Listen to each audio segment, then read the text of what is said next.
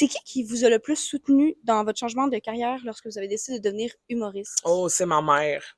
Ma mère, je suis vraiment chanceuse parce que, tu Ouais, sais, ben, quand on veut faire le métier de comédienne ou d'humoriste ou de, tu mhm. sais, musicienne, chanteuse, danseuse, souvent les parents ont des peurs parce que c'est des métiers qui sont incertains, tu sais, c'est pas nécessairement tout le monde qui va réussir à avoir la carrière qu'ils veulent avoir dans ce domaine-là.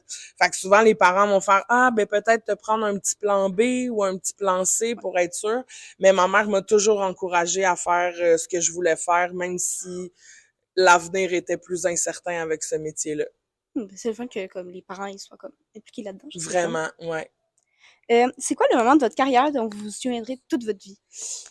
Le moment de ma carrière que je vais me souvenir toute ma vie. C'est sûr que la première fois que j'ai fait un gala juste pour rire pour la télé, ça c'était quelque chose parce que c'était devant 3000 personnes, c'était impressionnant, c'était à la Place des Arts, c'est une grosse salle de spectacle de renommée très puissante. Fait que ça, c'était incroyable pour moi. Mais je pense que le moment qui m'a le plus fait rire et duquel je me fais le plus souvent parler, c'est le fameux pet dans LOL. C'est ça. Ouais. Justement, ça vient à ma troisième question, Ah! en fait. Ben voilà! On arrive dans le vif du sujet. Ben, c'est genre, on a aimé vous voir dans l'émission LOL, qui est le Oui. dernier. Puis, on se demandait, est-ce que c'est une expérience que vous aimeriez, comme, revivre? Oui, c'est absolument une expérience que j'aimerais refaire parce que j'aime pas perdre. Puis là, je savais que je serais pas bonne parce qu'il faut pas rire, puis je suis une ricaneuse, mais j'aimerais ça le refaire. Puis là, essayer de garder mon sérieux encore plus, essayer de me rendre plus loin, gagner plein d'argent, donner ça à des fondations. Fait que j'aimerais ça, le refaire juste pour gagner.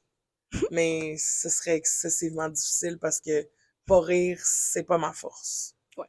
Mm. Ce serait le fun de vous revoir dans une émission dans LOL. Ben merci, j'aimerais beaucoup ça. Que pensez-vous des gens qui s'impliquent au bénévolat des municipalités? Les jeunes qui s'impliquent dans le bénévolat des municipalités. Oui. Je trouve ça tellement le fun. Bravo, c'est important. Je trouve ça le devoir que les jeunes font du bénévolat, s'impliquent dans leur communauté. Je trouve que ça fait toute la différence. Ça me donne espoir, en fait, en l'humain. Parce que je trouve que des fois, il se passe des choses vraiment pas belles dans le monde. Fait que quand je vois des jeunes aider les autres, je trouve que ça me donne confiance dans l'avenir parce que je me dis que ça va devenir des adultes vraiment nice. Ok, merci. On va passer à la deuxième question. Ok, très bien. Quel est votre style vestimentaire, vous préférez-vous? Oh, mon style vestimentaire, je mets ce qui me fait. C'est ça, malheureusement, parce que dans les magasins de taille plus, on appelle ça du taille plus, mais le magasin de linge pour les personnes plus grosses, souvent c'est toujours les mêmes choses. C'est des fleurs, c'est du noir, il y a pas souvent de couleurs, ça manque. Fait que si jamais tu as envie de t'en aller en design de mode, je t'invite à faire du linge pour les personnes de toutes les tailles. Quand vous travaillez, est-ce que quand vous prenez votre linge pour travailler Ouais. dans, je sais pas moi, dans un spectacle, quand vous avez fait le LOL qui est le dernier, Ouais. votre linge, Ben ça, c'est une personne qui l'a magasiné pour moi. C'est ce qu'on appelle une costumière qui a magasiné, qui a une styliste, qui a vérifié, qui m'a amené plein d'options. Puis là, je les ai essayées, puis j'ai pris ma préférée. C'est bon? Oui. Merci. Bien, merci. Comment définirez-vous le métier d'animatrice à la radio? Oh, le métier d'animatrice à la radio. Ben c'est sûr qu'il y a des choses qu'on doit faire. Il y a des obligations comme tu sais, fermer un bloc, ouvrir un bloc, présenter une chanson. C'est pas toujours les chansons que nous on aime, mais il faut les présenter comme si on les aimait d'un amour inconditionnel. Puis après ça, entre ça, c'est de se faire du vrai fun. Tu sais, de rire pour de vrai, d'avoir du fun. Quand on trouve pas ça drôle, on le dit qu'on trouve pas ça drôle. Fait que je le dis souvent à Pierre. Est-ce que vous avez toujours voulu être humoriste, comédienne? Oui, j'ai toujours voulu faire ça. Le premier métier que je voulais faire en faisant des petits spectacles dans mon salon devant ma famille à Noël, puis en demandant toujours à mes parents, regardez-moi, regardez-moi, j'ai un spectacle. Je le savais que ce que je voulais faire, c'était des spectacles. Je savais pas des spectacles de quoi. Est-ce que c'était du théâtre? Est-ce que c'était de la musique? Est-ce que c'était de l'humour? Puis là, en vieillissant, je me suis rendu compte que ce que j'aimais le plus, c'est quand les gens rient. Fait que là, je me suis rendu compte que ce que je voulais faire, c'était humoriste. OK. Ben, merci beaucoup. Merci. Toi, tu veux... Vous semblez avoir une belle chimie, Pierre Hébert et vous. Comment votre amitié a-t-elle débuté?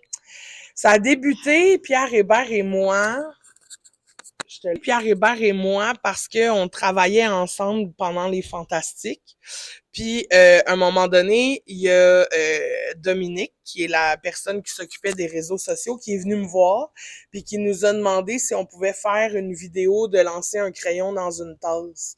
Puis, en faisant ça, on a tellement ri, on s'est rendu compte qu'on s'aimait beaucoup, qu'on se faisait rire. Après ça, on a continué de faire ce jeu-là.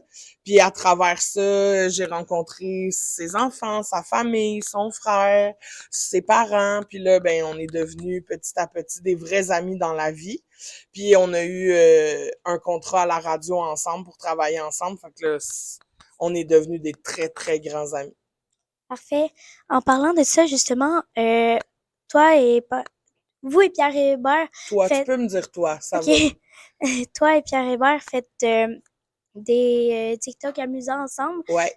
C'est lequel que tu préférais, le plus drôle? Oh, le plus drôle TikTok qu'on a fait, ben c'est sûr que je pense que celui que j'ai aimé le plus faire, c'est quand je frappe sur Pierre avec un marteau.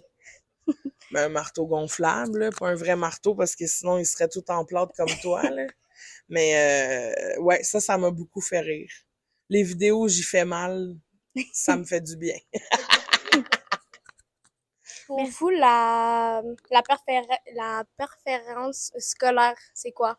La persévérance scolaire? Oui. La persévérance scolaire, pour moi, c'est quand, même si tu as des difficultés dans une matière, t'abandonnes pas, tu donnes ton 100%. Même si la note, c'est pas la note de passage, au moins, toi, t'as mis tous les efforts qu'il fallait, puis ça se travaille. Après, tu vas chercher de l'aide, tu vas de pas abandonner, puis de continuer de faire des efforts, même si c'est pas ta matière préférée. Je pense que pour moi, c'est ça la persévérance scolaire. Parfait, merci. Qu'est-ce qui vous a importé à faire ce métier? Qu'est-ce qui m'a poussé à faire ce métier-là? Ouais. De la radio, tu parles? Oui. Ou de faire de l'humour? Les deux. Les deux. OK, c'est une bonne question. Ben, ce que j'aime d'en faire de la radio, c'est que à tous les jours, je peux parler aux gens à travers la radio. Mais même si eux sont à la maison, au travail, je peux les faire rire. Ça leur permet de manger leur sandwich puis de rigoler un petit peu. Puis ça fait du bien. Puis ben c'est un peu pour ça que j'ai choisi de faire de l'humour aussi, parce que je trouve que c'est vraiment le fun de rire. Est-ce que t'aimes ça, rire? Oui. Ça te fait du bien quand tu ris? Est-ce que t'as déjà ri puis t'as été triste? Ouais. Oui? En riant, t'étais triste? Ben, oui. Oui? Comment ça, donc? Parce que je riais trop, fait que je pleurais. Ah, tu pleurais, mais c'est pas de la tristesse, ça, c'est des larmes de joie. Puis ça fait du bien, je trouve. Tu sais, des journées où on va pas bien, quand on rit, ça fait comme une petite bulle d'air. Ouais. J'aurais une deuxième question.